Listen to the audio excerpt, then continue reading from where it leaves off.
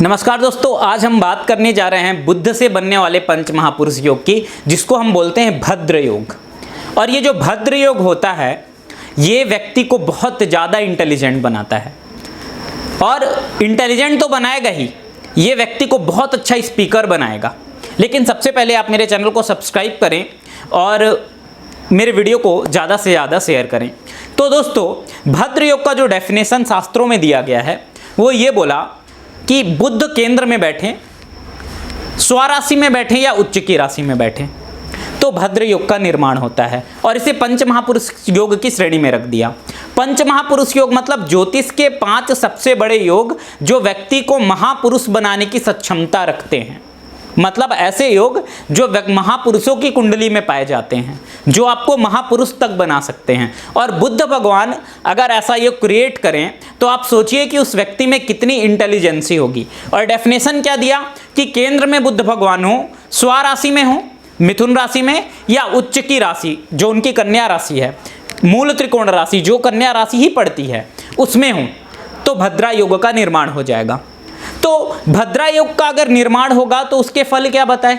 फल ये बताया कि भद्रा योग अगर किसी व्यक्ति की कुंडली में बना तो सबसे पहली चीज इंटेलिजेंसी, शार्पनेस, आप उसको फिगर बोलिए 6-7, वो उसका माइंड इतना शार्प रहेगा। ये मैं जो बातें बता रहा हूँ ये मैं प्रैक्टिकल बेस बता रहा हूँ और अपने अनुभव में जो मैंने सीखी है उन चीज़ों को बता रहा हूँ। अभी 2 दिन पहले मैंने एक चार्टर्ड अकाउंटेंट की कुंडली का एनालिसिस किया, उसकी कुंडली में भद्रा योग था। और आप उसको 10 फिगर बोल दीजिए, वो 10 फिगर उसी सीक्वेंस में आपको सुना देगा। तो ये होता है भद्रा योग की क्वालिटी।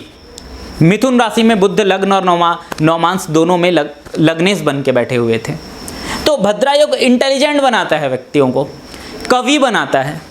भद्रा योग स्पीकर बनाता है, स्पीकर, बहुत अच्छे स्पीकर, बहुत अच्छे वक्ता, ऐसे वक्ता कि लाखों लोग उनकी बातों को सुन रहे हैं।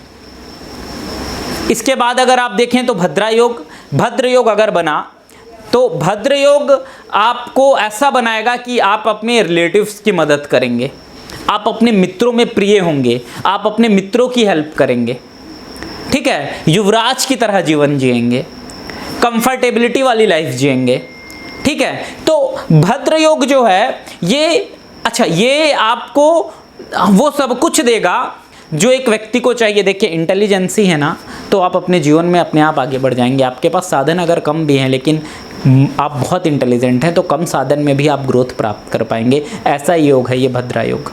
और पंच महापुरुष योग, इंसान को महापुरुष बनने के लिए नॉर्मल से अलग बनना पड़ता है। इसका मतलब नॉर्मल व्यक्ति से थोड़ा ज़्यादा इंटेलिजेंसी इनके पास होगी, नॉर्मल व्यक्ति से ज़्यादा अच्छा कम्युनिकेशन इनके पास होगा, नॉर्मल व्यक्ति से ज़्यादा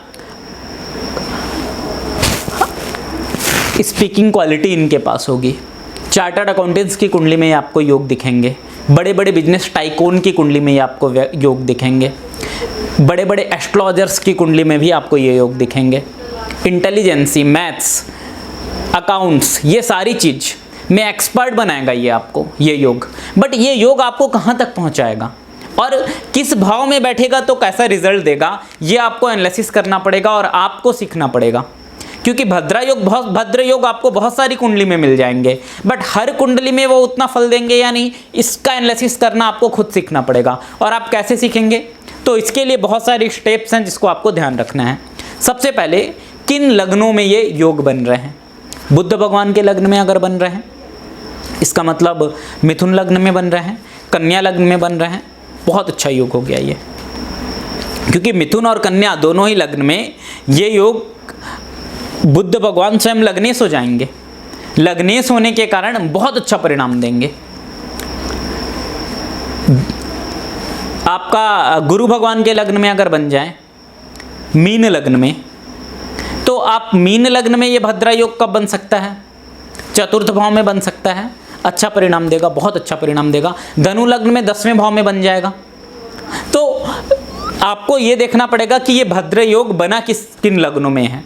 अगर ये बुद्ध भगवान के लग्न में बना है या ऐसे लग्न में बना है जहाँ पे बुद्ध भगवान को 10th लॉर्डशिप मिली हुई है, गुरु भगवान के लग्न में बना है, अच्छे परिणाम मिलेंगे। इस योग में एक सबसे अच्छी चीज़ ये है कि व्यक्ति में चतुरता आ जाती है, व्यक्ति में बातों को प्रेजेंट करने की सक्षमता आ जाती है। तो जब आप किसी चीज़ को प्रेजेंट करने की क्षमता आप में अच्छी आ गई तो आप अपने जीवन में बहुत सही तरीके से किसी भी कार्य को कर पाएंगे।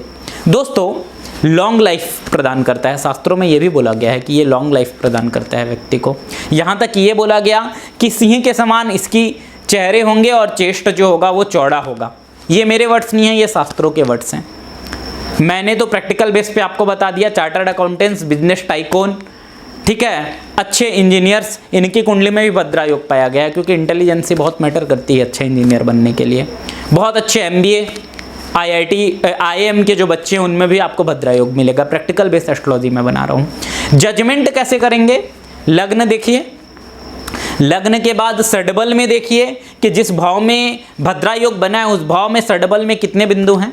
30 से ज़्यादा बिंदु हैं, बहुत अच्छी बात है, स्ट्रांग हो जाएगा योग। भिन्नाष्टक वर्ग में बुद्ध भगवान ने कितना अंक दिया है? 5, 6, 7 अंक दिया है। बहुत ही उत्तम प्रकृति का पंचमहापुरुष योग बनेगा। स्कॉलर बनाएगा, बहुत अच्छा स्पीकर बनाएगा, बहुत अच्छा स्पीकर। गुरु भगवान का सपोर्ट मिल गया, स्पिरिचुअल लीडर बना देगा, बहुत बड़ा स्पिरिचुअल लीडर बना देगा। तो बात जब करेगा तो मुंह से वाइब्रेशंस आएंगी और ऐसी वाइब्रेशंस आएंगी कि लोग बस सुनते रह जाएंगे। इंटेलिजेंसी को यूज़ करेगा और चाहे जहाँ कहाँ पे क्या बोलना है ये उसे पता है। भद्रा योग आपको ये क्वालिटी प्रोवाइड करता है कि किस व्यक्ति से क्या बोलना है ये आपको पता है। तो सडबल में आप ये देखिए अष्टावक्र में कितना बिंदु है, 30 से ज़्यादा है, बहुत अच्छा है। सपोज मिथुन लग्न में, मिथुन राशि में भद्रा योग बन गया और सडबल में आपके अष्टावक्र में 30 से ज़्यादा बिंदु हैं, बहुत अच्छा योग हो गया। भिन्नाष्टक में बुद्ध भगवान को 5 या 6 मार्क्स मिले हुए हैं, तो बाकी ग्रहों का सपोर्ट भी मिल गया इस योग को आगे बढ़ाने के लिए। सडबल भी चेक कीजिए बुद्ध भगवान का, सडबल में अगर बलवान हो गए तो और अच्छा रिजल्ट दे पाएंगे। नवमांस में देखिए बुद्ध भगवान वर्गोत्तम हैं क्या? पुष्कर नवमांस में गए हैं क्या? पुष्कर भाग में गए हैं क्या?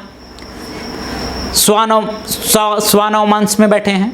D60 चार्ट में बुद्ध भगवान को चेक कीजिए। ये सारी चीज़ें चेक करना जरूरी है। अगर आप कभी भी किसी कुंडली को देख के केवल भद्रा योग के बेस पे ये मत बोल दीजिए कि भाई तेरे में तो पंच महापुरुष योग है, तू तो यहाँ जाएगा, तू तो लाखों में एक होगा। बाकी जो मैं चीज़ें बता रहा हूँ, देखो, महान बनना, करोड़ों में एक बनना इतना आसान नहीं है। अगर हर व्यक्ति महान बन जाए तो फिर महान वर्ड का महत्वता ही खत्म हो जाएगा। तो हर व्यक्ति महान तभी बन सकता है, कोई व्यक्ति महान तभी बन सकता है जब ईश्वरीय कृपा से उसका जन्म हुआ हो।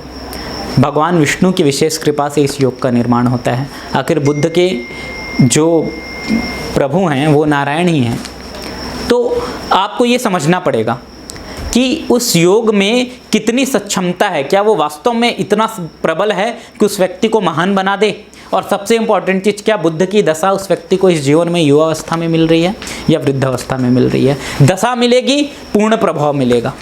पंचमहापुरुष योग जन्म से रिजल्ट देते हैं, लेकिन अगर दशा मिलेगी तो बहुत अच्छा प्रभाव देगा, बहुत ही अच्छा प्रभाव देगा और वास्तव में फिर वो जीवन में ग्रोथ प्रोवाइड कराएगा और एक्चुअल में भद्रा योग का जो रिजल्ट अपने शास्त्रों में बोला गया है उस व्यक्ति को मिल पाएगा। तो दोस्तों, इन सारी चीज़ों को एनालिसिस करने के बाद ही आप प्रिडिक्ट कीजिए। कभी भी डेफिनेशन पढ़ के किसी कुंडली को देख के प्रिडिक्ट ना करें कि भद्र योग है, पंच महापुरुष योग है तो पंच महापुरुष बन जाएगा। ऐसा प्रिडिक्शन ना करें, खुद को भी भ्रमित ना करें और अपने जो आपके पास कुंडलियाँ लेके आए हैं उनको भी भ्रमित ना करें। कुंडलियों को एनालाइज करना सीखें, डीप जाना सीखें। तो ये मेरा एनालिसिस था भद्रा योग पे। मेरे चैनल को सब्सक्राइब करें। धन्यवाद।